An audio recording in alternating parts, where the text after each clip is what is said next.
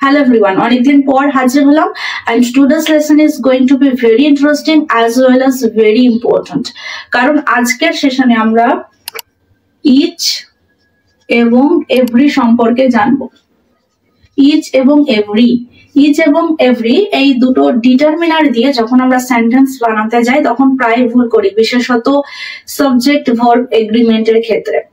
each এবং every কখন ব্যবহার করব, এটা সিঙ্গুলার সাবজেক্ট নেবে না প্লুরাল সাবজেক্ট নেবে, সিঙ্গুলার ভার্ব নেবে না প্লুরাল ভার্ব নেবে, এই ক্ষেত্রে আমাদের কনফিউশন হয়। চলুন আজকের সেশনে আমরা কিছু এরার শিখে নেব যেগুলো প্রায় কম্পিটিটিভ এক্সাম এসে থাকে সব রকম এক্সামেই, এবং শিখে নেব ইচ এবং এভরির মধ্যে কি কি সিমিলারিটি আছে, কি কি ডিসিমিলারিটি আছে। ইচ এবং এভরিকে আমরা প্রায় একই ক্ষেত্রে ব্যবহার করি, অর্থাৎ ইচের পরিবর্তে আমরা এভরি ব্যবহার করতে পারি, কিন্তু সব ক্ষেত্রে নয়, এর মধ্যে একটু পার্থক্য আছে। প্রথমত ইচ এবং এভরি দুটোই ডিটারমিনার।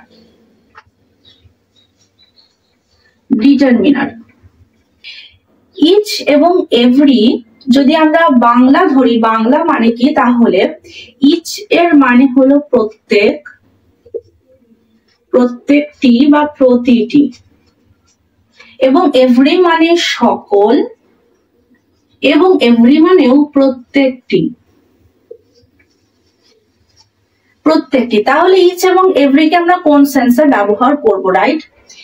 প্রত্যেকটি মানে একটা গ্রুপের মধ্যে যখন আমরা ইন্ডিভিজুয়ালি কিছু নির্দেশ করব, ইন্ডিভিজুয়ালি ধরুন একটা এখানে গ্রুপ আছে, এখানে অনেক স্টুডেন্ট আছে, ধরুন 1000 জন স্টুডেন্ট আছে, এবং এই 1000 জন স্টুডেন্টের মধ্যে যখন আমি ইন্ডিভিজুয়ালি একজনকে বোঝাবো, একজন, দুজন, তিনজন, তখন ইচ ব্যবহার করব। সেক্ষেত্রে কিন্তু এভরিও আমরা ব্যবহার করতে পারি।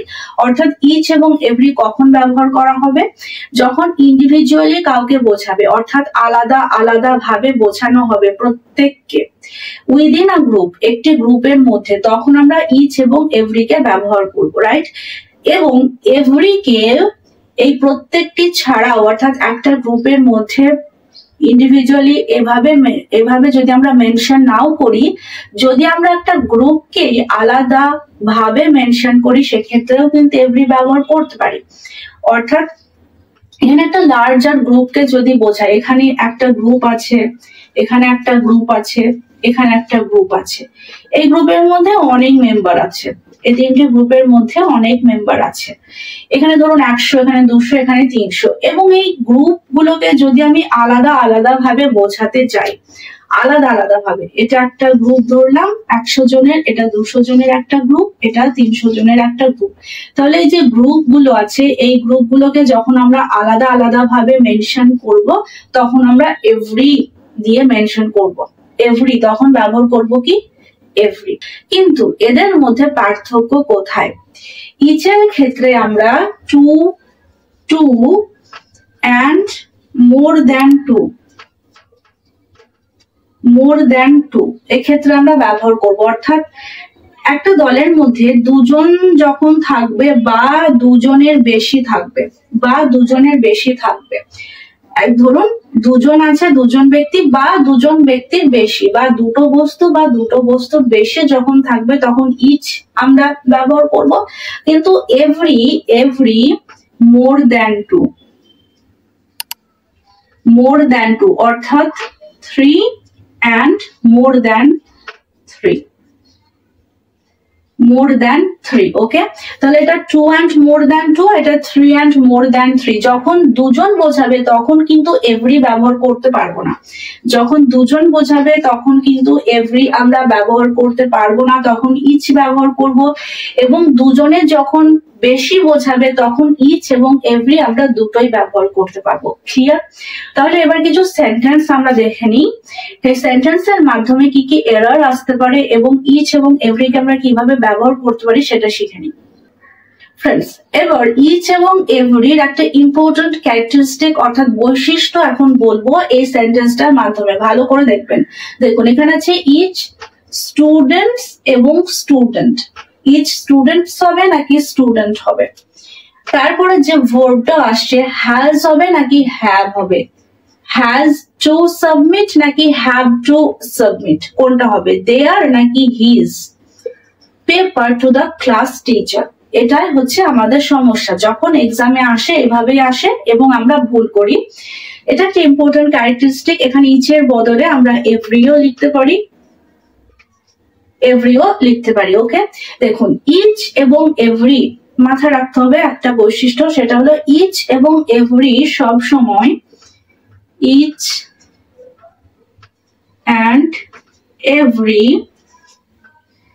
টেক কি সিঙ্গুলার নাউন, ইচ এবং এভরি সব সময় সিঙ্গুলার নাউন নেবে।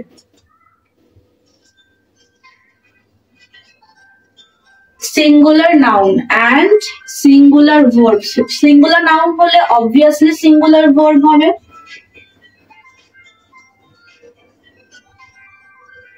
Singular verb, each and every take singular noun and singular verb. সব সময় মনে রাখতে হবে ইচ এবং এভরির পরে সিঙ্গুলার নাউন থাকবে এবং সিঙ্গুলার ভার্ব থাকবে, তাহলে কখনোই ইচ স্টুডেন্টস হবে না। ইচ মানে প্রত্যেককে বোঝাচ্ছে, তাহলে স্টুডেন্টস কি করে হবে, ইচ এবং এভরি মানে প্রত্যেক, তাহলে প্রত্যেক স্টুডেন্ট, তাহলে এটা হবে স্টুডেন্ট, ইচ বা এভরি স্টুডেন্ট। এবং অবভিয়াসলি যেহেতু এটা সিঙ্গুলার নাউন, স্টুডেন্ট সিঙ্গুলার, সেই কারণে এরপরে যে ভার্বটা আসবে সেটা অবভিয়াসলি কি হবে, সিঙ্গুলার ভার্ব হবে, তাহলে has. Each student has to submit, তাহলে এটা দেয়ার নিশ্চয়ই হবে না, এটা কি হবে, হিজ, হিজ বা her, paper to the class teacher. Each student has to submit his paper to the class teacher, but every student has to submit his paper to the class teacher. Clear? এবার পরের error কি আসে সেটা দেখে নিই। Friends, এবার আছে each of the criminals will be arrested এবং every of the criminals will be arrested। এই দুটো সেন্টেন্সের মধ্যে কোনটা ভুল বা কোনটা ঠিক, দেখুন এখানে আছে ক্রিমিনালস, প্লুরাল নাউনে আছে তাই না, এবং এখানেও ক্রিমিনালস আছে, প্লুরালে আছে, কিন্তু আমরা জানি ইচ এবং এভরির পরে কি হয়, সিঙ্গুলার নাউন বসে। কিন্তু যখন অফ থাকবে, অর্থাৎ এই ক্রিমিনাল গুলোর মধ্যে প্রত্যেককে আলাদা আলাদা বোঝাচ্ছে, ইচ অফ দ্য ক্রিমিনালস মানে ক্রিমিনালদের মধ্যে প্রত্যেককে, তাহলে কি বোঝাচ্ছে, ইন্ডিভিজুয়ালি বোঝাচ্ছে, তাহলে each of the criminals will be arrested, এটা একদম ঠিক হবে এই সেন্টেন্সটা। তাহলে এরকম যদি হয়, এখানে যদি প্লুরাল নাউন থাকে এবং ইচ দিয়ে যদি সেন্টেন্স বানাতে হয়, অবশ্যই অফ ব্যবহার আমাদের করতে হবে। ইচ অফ দ্য ক্রিমিনালস বা ইচ অফ দ্য স্টুডেন্টস এরকম আমরা বলতে পারি। ওকে, কিন্তু এভরি অফ দ্য ক্রিমিনালস এটা কখনোই হবে না, এভরি অফ দ্য ক্রিমিনালস কিন্তু হবে না, কারণ এভরির পরে যে অফ প্রিপোজিশন এটা আসে না, এভরির পরে অফ ব্যবহার আমরা করতে পারবো না, সেই কারণে every of the criminals will be arrested এটা ভুল হবে। এখানে আমরা বলতে পারি, এভরি ক্রিমিনাল, এভরি ক্রিমিনালস নয়, এভরি ক্রিমিনাল হয়ে যাবে তখন, every criminal will be arrested. অর্থাৎ এখানে একটা লার্জার গ্রুপকে বোঝাচ্ছে। Okay, every criminal will be arrested. এবার এরকম একটা সেন্টেন্স লিখলাম, each of them has come to the party, come to the party, each of them has come to the party, অর্থাৎ তাদের প্রত্যেককে পার্টিতে এসেছে। তাহলে ইচ অফ দেম ওখানে কি ছিল, ক্রিমিনালস ছিল, নাউন ছিল, এখানে প্রোনাউন আছে, এটাও কিন্তু ঠিক হবে। ইচ অফ দেম যদি আমরা বলি তাহলে ঠিক হবে, অর্থাৎ তাদের মধ্যে প্রত্যেক, ইচ অফ দেম তাদের মধ্যে প্রত্যেককে, যেখানে ইন্ডিভিজুয়ালি বোঝাচ্ছে, each of them has come to the party. কিন্তু এটা যদি আমরা এইভাবে বলি, every of them has come to the party, তাহলে কিন্তু এটা ভুল হবে, এটা ভুল হবে, কারণ এভরির পরে অফ হবে না, এভরির পরে অফ হবে না। তাহলে আমরা কি করে লিখবো এভরি দিয়ে, এখানে আমরা লিখতে পারি everyone, every one of them, every one of them, এটা আমরা লিখতে পারি every one of them has come to the party. অর্থাৎ তাদের মধ্যে প্রত্যেকে, এটা ইন্ডিভিজুয়ালি বোঝাচ্ছে। এভরি ওয়ান যখন আমরা বলছি ইন্ডিভিজুয়ালি বোঝাচ্ছে যে তাদের মধ্যে প্রত্যেকে এক এককে বোঝাচ্ছে পার্টিতে এসেছে। অথবা এটাকে এভাবে লিখতে পারি এভরি ওয়ান একসাথে, every one has come to the party. এখানে এভরি ওয়ান, এই এভরি ওয়ান মানে একটা গ্রুপকে বোঝাচ্ছে, লার্জার গ্রুপকে বোঝাচ্ছে। অর্থাৎ all people as a group, all people as a গ্রুপকে বোঝানো হচ্ছে। এবং এই এভরি ওয়ান অফ দেম মানে তাদের মধ্যে প্রত্যেককে আলাদা আলাদা ভাবে বোঝানো হচ্ছে। এবার যে সেন্টেন্সটা আছে সেটা ইচ এবং এভরির মধ্যে পার্থক্য বোঝাচ্ছে। দেখুন, I wear bangles on each hand একটা সেন্টেন্স আছে, এবং আছে I wear bangles on every hand.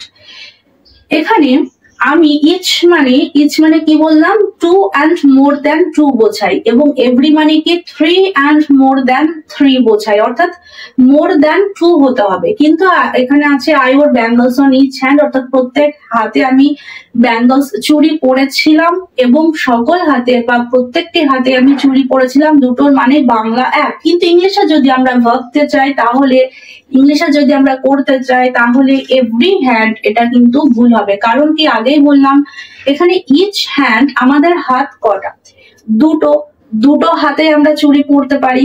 তাহলে ইচ মানে এখানে আমরা বোঝাতে চাইছি যে দুটো হাতে আমি চুড়ি পরেছিলাম। কিন্তু এখানে এভরি মানে কি, এভরি মানে মোর দ্যান টু, অর্থাৎ তিনটে হতে পারে বা তিনের বেশি হতে পারে, দুই কখনো হবে না। এভরি দুই কখনো বোঝানো হবে না, দুইয়ের থেকে বেশি হবে, অর্থাৎ তিন হতে পারে, চার, পাঁচ, এরকম অনেক হতে পারে। তাহলে এভরি হ্যান্ড এটা কখনোই হবে না, কারণ আমাদের তিনটে হাত নয় বা তার থেকে বেশি হাত নেই কিন্তু। তাহলে ইচ হ্যান্ড হবে I wear bangles on each hand, I wear bangles on every hand এটা কিন্তু হবে না।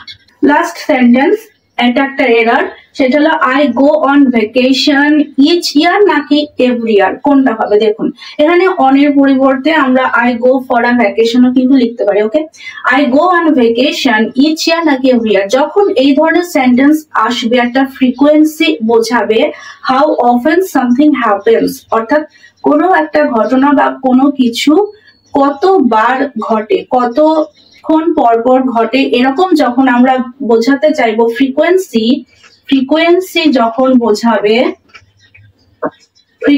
যখন বোঝাবে তখন অলওয়েজ এভরি ব্যবহার করব, ইচ নয়। তাহলে I go on vacation every ইয়ার, অর্থাৎ আমি প্রতি বছর ভ্যাকেশনে যাই।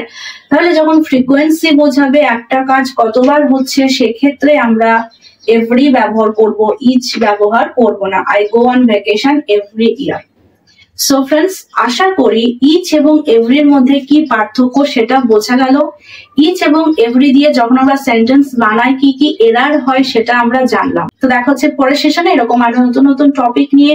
ততক্ষণ সবাই ভালো থাকবেন, সুস্থ থাকবেন। Thank you.